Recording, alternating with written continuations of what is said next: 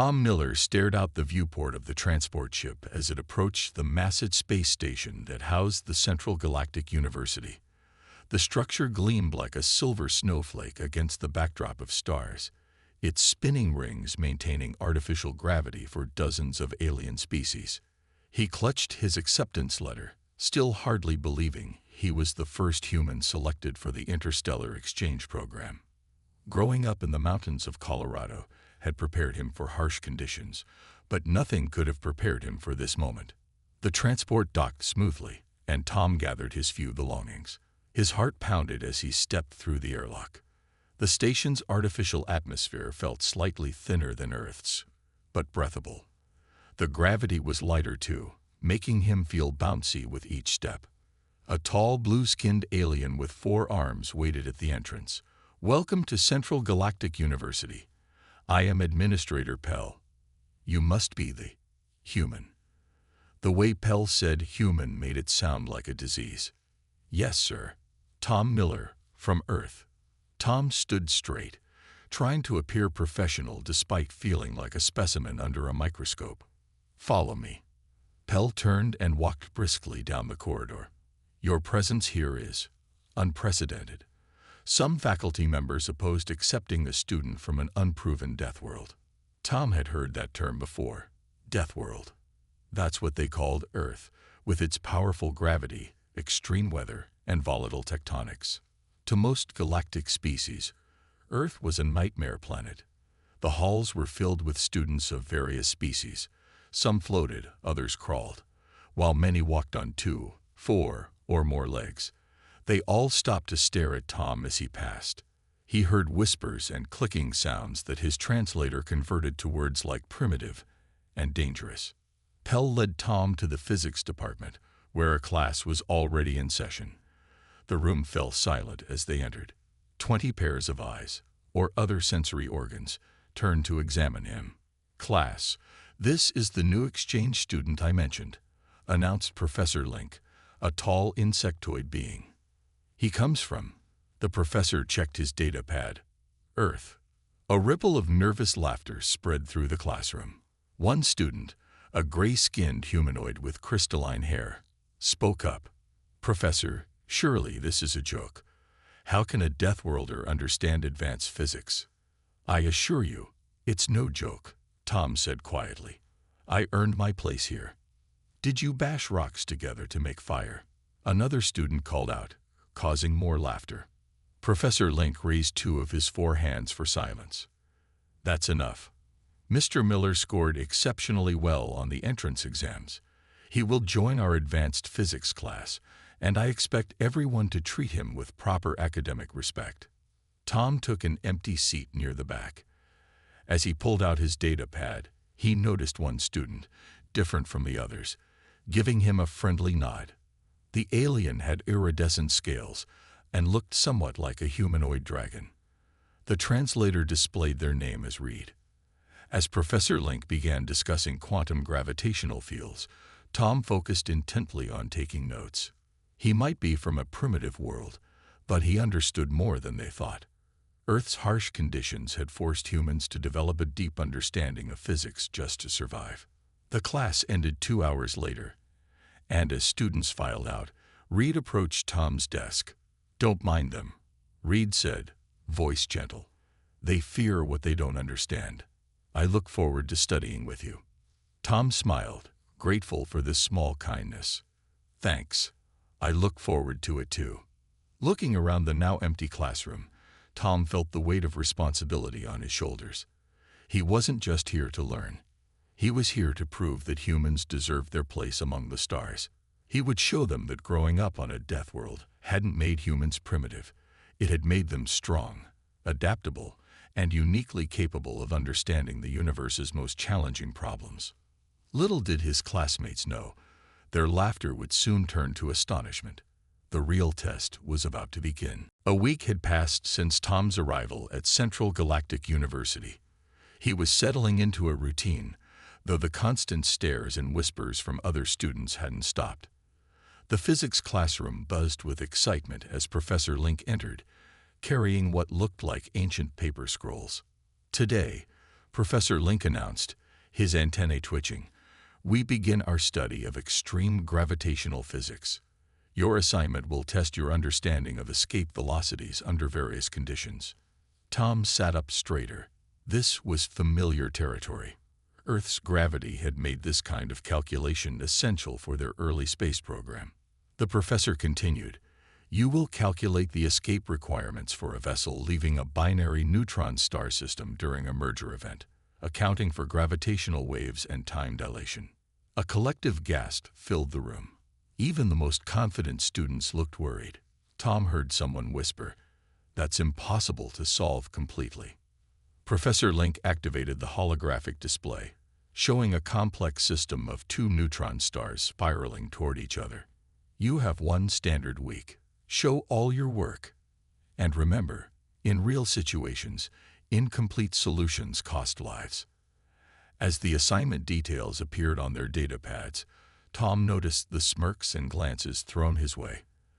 The gray-skinned student from before, named Lox, spoke loudly enough for everyone to hear. Well, at least we won't have to worry about the Deathworlder affecting the grading curve. Reed, sitting next to Tom now, shook their head. Ignore them. Focus on the problem. Tom studied the parameters. The neutron stars' masses were enormous, their magnetic fields intense enough to shred most materials. The escape path had to thread through a maze of gravitational forces while accounting for relativistic effects. It was beautifully complex. During lunch break in the station's artificial garden, Tom sat with Reed, discussing their initial thoughts. The interesting part, Tom said, biting into his Earth-imported apple, is how similar this is to hurricane evacuation calculations. Reed's scales shifted color in confusion. Hurricanes. Those are your planet's storm systems, correct? How is that relevant to neutron stars? Tom smiled, pulling up a diagram on his pad. Think about it.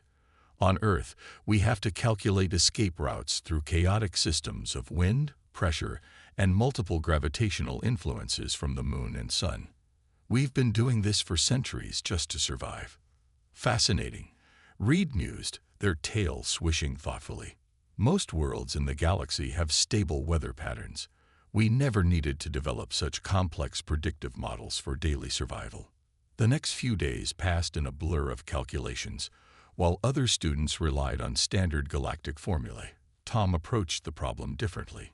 He incorporated methods developed on Earth for predicting tornado paths, hurricane intensities, and tsunami propagation. On the third day, Lox and his friends were celebrating. Already finished, he announced proudly. The standard Keplerian variations with quantum corrections gave me a clean solution. How's your rock counting going, human? Tom didn't respond, immersed in his work. He'd noticed something others had missed. The gravitational waves would create patterns similar to how multiple weather systems interact on Earth. He worked late into the night cycle, refining his calculations. The night before the deadline, Tom finally sat back, exhausted but satisfied. His solution wasn't elegant by galactic standards, but it was thorough. It accounted for every variable, every possibility, just as Earth's weather prediction systems had to. You're still working? Reed asked, bringing Tom a cup of synthesized coffee. Just finished, Tom replied, rubbing his eyes. I used some old Earth methods. They'll probably think it's primitive, but it might just work. Reed finished, scanning Tom's calculations with interest. You know, my species has a saying, the hardest path often leads to the truest answer. Tom saved his work and submitted it. As the station's artificial night cycle dimmed the lights, he couldn't help but smile. Whether his solution was right or wrong, he'd approached it as a human, using every lesson his harsh homeworld had taught him. What no one yet realized was that those lessons were about to turn the galactic academic community upside down. The atmosphere in the physics lab crackled with tension as Professor Link moved between workstations, examining each student's solution. Tom watched as the professor's antennae twitched while reviewing Lox's work, making soft clicking sounds that the translator couldn't quite catch. Tom sat at his station, running through his calculations one last time. He'd filled his data pad with Earth-style mathematical models, the kind used to predict the interaction of multiple storm systems. Next to these were sketches comparing the gravitational wave patterns to ocean current behaviors during major storms. "Your approach is unusual," Reed commented, peering over Tom's shoulder. Their scales shifted to a curious blue-green color. "I've never seen gravitational fields mapped like ocean currents before. On Earth, we learned that complex systems often behave similarly," Tom explained, pulling up a comparison diagram. "The way these neutron stars affect spacetime isn't so different from how multiple hurricanes influence each other." A sharp laugh interrupted their conversation. Locks had wandered over, his crystalline hair glinting under the lab lights. "Are you seriously comparing star-level gravitational physics to your primitive weather patterns? This is why Deathworlders don't belong here." Professor Link's voice cut through the tension. "Perhaps we should examine these different approaches more closely.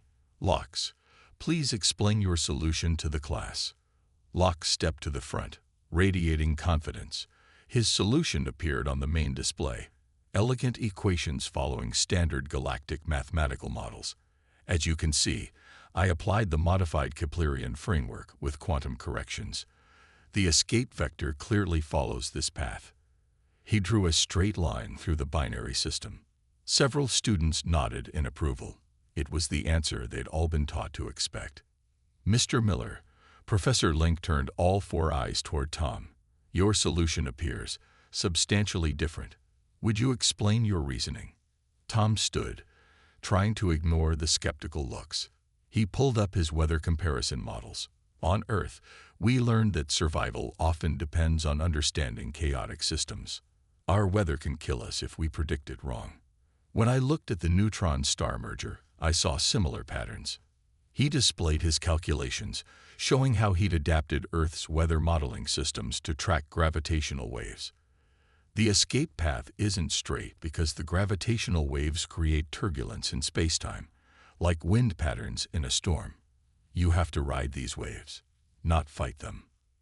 "Absurd," someone muttered. "He's treating space like an ocean."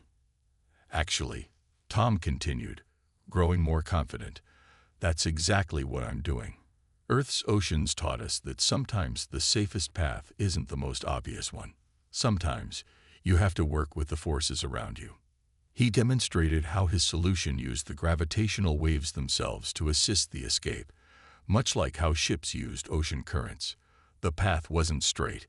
It curved and weaved through the gravitational distortions, but it required less energy than fighting against them. Professor Link studied the display intently, all four hands moving across his data pad as he checked the math.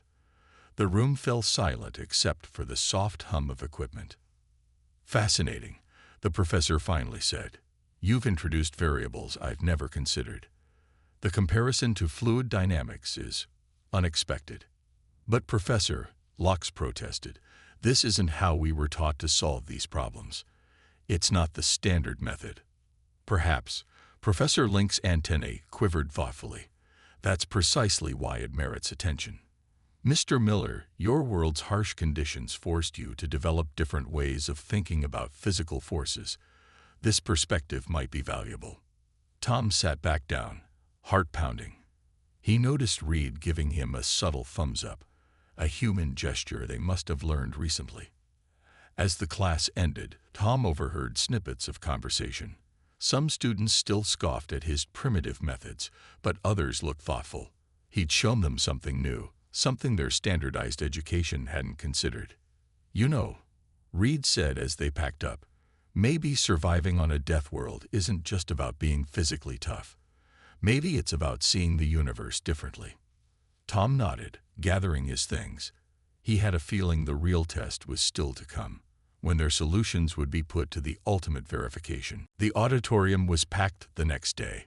Word had spread about the unusual solution submitted by the human student, and even faculty members from other departments had come to witness the results. Tom sat near the back, trying to appear calm despite his racing heart. Professor Link stood at the podium, his exoskeleton gleaming under the bright lights. "I have reviewed all submissions thoroughly," He began, compound eyes scanning the room. This assignment was designed to test not just your knowledge, but your ability to think beyond standard formulas. A holoscreen flickered to life behind him, displaying a complex simulation of the binary neutron star system. We will now test each proposed solution using our most advanced gravitational simulator. Locke sat up straighter, his crystalline hair catching the light. Like most students, he had followed the traditional galactic approach, calculating a direct escape route through the gravitational field. The simulation began. The professor input Locke's solution first, as it represented the standard method used by most of the class. The simulated ship followed the calculated path, and was torn apart by gravitational forces they hadn't accounted for. Murmurs rippled through the audience. One by one, each standard solution failed. Some ships were ripped apart, others trapped in gravitational wells, and a few simply used too much energy and ran out of fuel before escaping. As you can see, Professor Link continued, the traditional approach has proven inadequate for this extreme scenario. Now let us examine Mr. Miller's solution. Tom held his breath as his calculations were entered.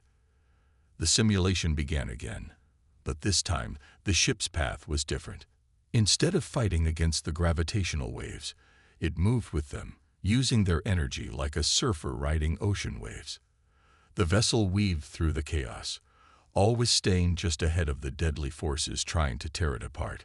The simulated ship emerged safely from the system, using significantly less energy than any other attempt. Silence fell over the auditorium. Professor Link's antennae twitched with excitement.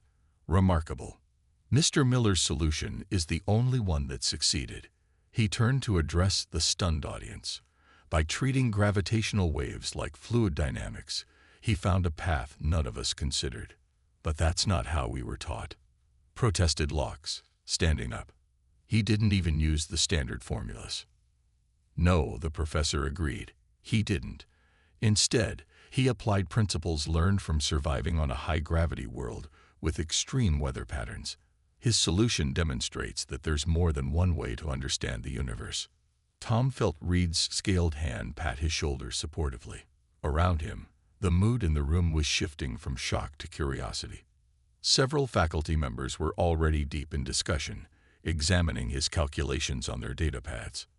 We have long considered Earth's harsh conditions a disadvantage, Professor Link continued. But perhaps these conditions have given humans unique insights. Their daily struggle with gravity and weather has taught them to see patterns we've overlooked. He turned to face Tom directly.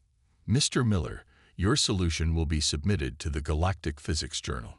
It represents an entirely new approach to gravitational navigation. Tom's face reddened at the unexpected praise. Thank you, Professor. On Earth, we learned that sometimes survival means thinking differently about problems. As students filed out of the auditorium, Tom noticed a change in how they looked at him. The dismissive smirks were gone, replaced by thoughtful glances, and even a few respectful nods. You've changed things, Reed said quietly as they walked together. They'll never look at Earth the same way again. Or maybe, Tom replied, they'll never look at their own assumptions the same way again. But even as he basked in the success, Tom knew this was just the beginning. News would spread through the galactic academic community, and soon the top scientists would want to verify his work themselves. The real challenge was yet to come, when he would have to defend his primitive Earth logic to the greatest minds in the galaxy. News of Tom's unconventional solution spread through the university like a quantum wave. Within days, the Central Galactic Science Council announced they would send their top physicists to verify the results. The human approach to gravitational physics had caused too much controversy to ignore. Tom stood in the grand conference room, surrounded by floating displays of his calculations. The room buzzed with tension as 7 of the galaxy's most renowned scientists filed in. They represented different species and academic traditions, but all shared the same skeptical expression. This is highly irregular, announced Dr. Vix, a being composed mostly of shimmering light waves. We cannot accept such a radical departure from established physics without rigorous proof. Professor Link stood beside Tom, his exoskeleton reflecting the room's soft lighting. That's why we've arranged this demonstration. Mr. Miller will explain his methodology, and you can test it yourselves. Tom stepped forward, trying to keep his voice steady. My solution draws from Earth's experience with complex natural systems. We learn to survive by understanding how multiple forces interact, much like... Yes, interrupted Dr. Moole, a gelatinous creature floating in a containment field. We've heard about your weather patterns, but stellar physics operates on an entirely different scale. Does it? Tom asked, pulling up a comparative diagram. The mathematical patterns are surprisingly similar. Look at how these gravitational waves interact compared to a triple hurricane system on Earth. The scientists muttered among themselves as Tom explained how Earth's harsh conditions had forced humans to develop complex predictive models just to survive. He showed them calculations used for everything from tornado prediction to tsunami modeling. Interesting, admitted Dr. Vicks, light waves flickering thoughtfully. But can your Earth methods really be applied to stellar scale events? Test it yourselves, Tom suggested, stepping back from the console.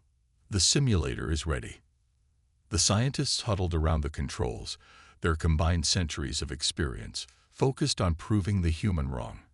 Hours passed as they tried different approaches, all based on traditional galactic physics. Every attempt failed. This is absurd. Dr. Moole wobbled in frustration. The traditional formulas should work. They've always worked before. Maybe that's the problem. Reed spoke up from the observation area. They work for normal situations, but these conditions are extreme, like Earth. Tom nodded gratefully at his friend before addressing the scientists. Try thinking of space-time as a fluid. Don't fight the gravitational waves. Work with them. Space-time is not an ocean. Dr. Vicks objected, but there was less certainty in their voice. No, Tom agreed, but it can behave like one under extreme conditions. That's what living on Earth taught us. Sometimes the forces trying to kill you can actually help you survive, if you understand them properly. The debate continued late into the station's night cycle.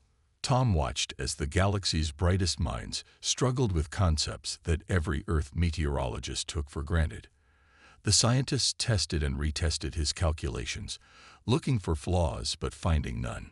Finally, Dr. Vicks's light waves dimmed in what seemed like resignation. Your solution works. We cannot deny the simulation results. But this means... They paused, as if the words were difficult to form. This means we may need to reconsider some fundamental assumptions about how we approach extreme physics. Professor Link's antennae quivered with satisfaction. Perhaps this is why the exchange program was created, to share different perspectives. As the scientists filed out, still discussing the implications in hushed tones, Reed approached Tom. You did more than solve a physics problem today. You showed them that being from a death world isn't a disadvantage. It's just a different way of understanding the universe. Tom smiled tiredly. Maybe that's what Earth's been trying to teach us all along. Survival isn't just about being tough. It's about learning to see things differently. He knew this was just the beginning. The galaxy would need time to accept these new ideas, but a door had been opened. Perhaps Earth's harsh lessons would help solve problems throughout the cosmos. And somewhere in the vast universe, other Deathworlders might have equally valuable perspectives to share. The largest auditorium in Central Galactic University was filled beyond capacity. Students and faculty from every department crowded in to witness what many were calling the most significant academic event of the cycle. On the main stage, Tom stood before a massive holographic display, preparing to give a detailed presentation of his Earth-based solution. What we're about to show you, Professor Link announced to the packed room, may change our understanding of gravitational physics forever. Mr. Miller will demonstrate how principles derived from Earth's extreme conditions can be applied to cosmic-scale problems. Tom took a deep breath and began. The holographic display came alive with swirling patterns, a side-by-side comparison of Earth hurricane systems and gravitational waves from merging neutron stars. On Earth, he explained, his voice carrying clearly through the translator, we learned that survival means understanding complex, interacting forces. A hurricane isn't just wind. It's a dynamic system affected by temperature, pressure, orbital mechanics, and countless other variables. He brought up new images showing Earth's various natural disasters. Every day on our world, we deal with forces that could kill us. Earthquakes, tsunamis, tornadoes. Each one taught us something about how energy flows through complex systems. The audience watched in fascination as he demonstrated how Earth's weather prediction models could be adapted to calculate gravitational wave patterns. Even the most skeptical scientists leaned forward in their seats. The key insight, Tom continued, isn't just about the math. It's about perspective. When you grow up on a world that's constantly trying to kill you, you learn to think differently about forces of nature. Dr. Vix floated forward, their light form pulsing with curiosity. But how did your species develop such complex understanding without advanced technology? Tom smiled. We had to. Before we had computers, we learned to read the sky, to feel changes in the air, to understand how patterns repeat. Survival came first. The formal math came later. He showed them ancient human weather predictions, from farmers' almanacs to modern supercomputer models.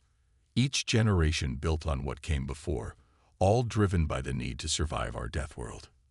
The breakthrough moment came when Tom demonstrated a live simulation. He took real-time data from Earth's weather systems and fed it into the gravitational physics simulator. The patterns matched with stunning accuracy. By the stars, whispered one of the senior scientists. The mathematics, it's the same underlying principle. Exactly, Tom said, his confidence growing. The universe uses similar patterns at different scales. Living on Earth forced us to understand these patterns intuitively. Professor Link stepped forward, his antennae quivering with excitement.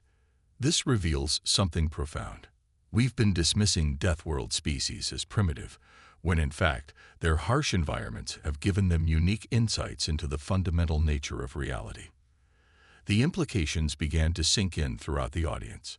Whispered conversations broke out as scholars realized how this could affect their own fields of study.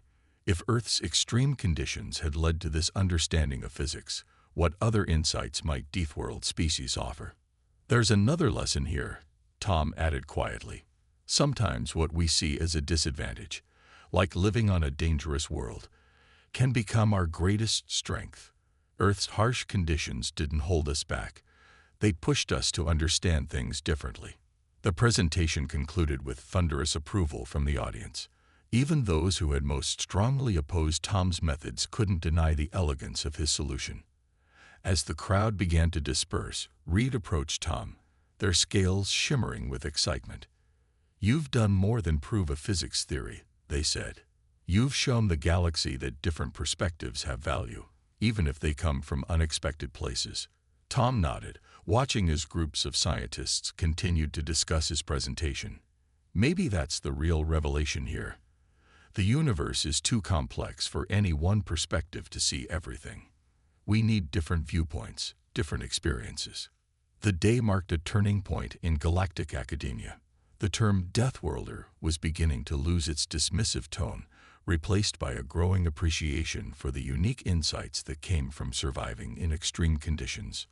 And somewhere in the vast cosmos, countless other species had their own lessons to teach, if only the galaxy was willing to listen. 3 months after Tom's groundbreaking presentation, Central Galactic University had changed dramatically. The main docking bay was busy with arrival ships, each carrying new students from various Deathworld planets that had previously been overlooked by galactic academia. Tom stood with Professor Link and Reed, watching as the new arrivals stepped onto the station. Among them were humans, but also species from other high-gravity worlds, extreme temperature planets, and even radiation-heavy systems. Hard to believe it all started with a homework assignment, Reed mused, their scales shifting to a pleased golden color. Indeed, Professor Link agreed, his antennae moving thoughtfully. We've had to redesign half our curriculum to incorporate multiple perspectives on physics and mathematics. The new students looked around with the same nervousness Tom had felt months ago, but the reception they received was entirely different. Instead of scorn, they were greeted with curiosity and respect. "Welcome to the Advanced Perspectives program," Tom addressed the group, remembering his own first day. "You're here because your worlds have taught you to see the universe differently. That's not a weakness. It's exactly what we need." The university had transformed its physics department into a hub for studying how different environmental conditions led to different understanding of natural laws. Tom's weather-based approach to gravitational physics had opened the door to countless other innovations. A student from a high-radiation world had already shown how their species' natural radiation sensing abilities could improve quantum measurements. Another, from a planet with constant seismic activity, had revolutionary ideas about predicting space-time distortions. The Galactic Science Council is implementing new policies, Professor Link announced to the group. All major research projects must now include perspectives from multiple environmental backgrounds. They're calling it the Deathworld Initiative. Tom smiled at the irony. The very term that had once been used to dismiss his people was now a mark of scientific innovation. In the main laboratory, walls that had once displayed only traditional galactic formula now showed a mixture of mathematical approaches. Earth's weather patterns were mapped next to gravitational waves. Seismic calculations merged with quantum physics, and radiation detection systems incorporated biological sensing methods. "We're seeing advances in fields we thought were fully understood," Reed explained to the new students. "When you combine different ways of thinking about the same problem, you find solutions nobody saw before." The station itself had been modified to better accommodate species from extreme environments. Some sections maintained higher gravity, others different atmospheric pressures or radiation levels. The message was clear: diversity of experience was now valued, not merely tolerated. "Remember," Tom told the group, "your so-called limitations are actually your strengths. The challenges that shaped your species also shaped how you understand the universe. We need that understanding." A young human student raised her hand. "But won't some still think we're primitive? That our methods are too simple?" Tom shared a knowing look with Reed before answering. "They might at first. But results speak louder than prejudice. Show them what your perspective can do." As the orientation continued, news arrived from other universities across the galaxy. They were all establishing similar programs, seeking out species from extreme environments. The paradigm shift was spreading. "It's remarkable," Professor Link observed quietly to Tom. "One solution to one physics problem has transformed how we approach all of science." "Not the solution itself," Tom corrected him. "It was realizing that different challenges create different insights. Every species in this room has something unique to teach us." The day ended with a ceremony that would have been unthinkable just months ago. The university officially renamed its physics department the Multi-Environmental Physics Institute, with Tom appointed as its first director. As he watched the various species mingling, sharing their unique perspectives and experiences, Tom felt a deep satisfaction. The galaxy had finally understood something humans had learned long ago on their harsh world. Survival doesn't just make you stronger, it makes you wiser. And somewhere out there, countless other Deathworld species were preparing to share their wisdom with a galaxy that was finally ready to listen. The universe, they had all learned, was far too complex for any single perspective to fully understand it. But together, they were beginning to see it more clearly than ever before.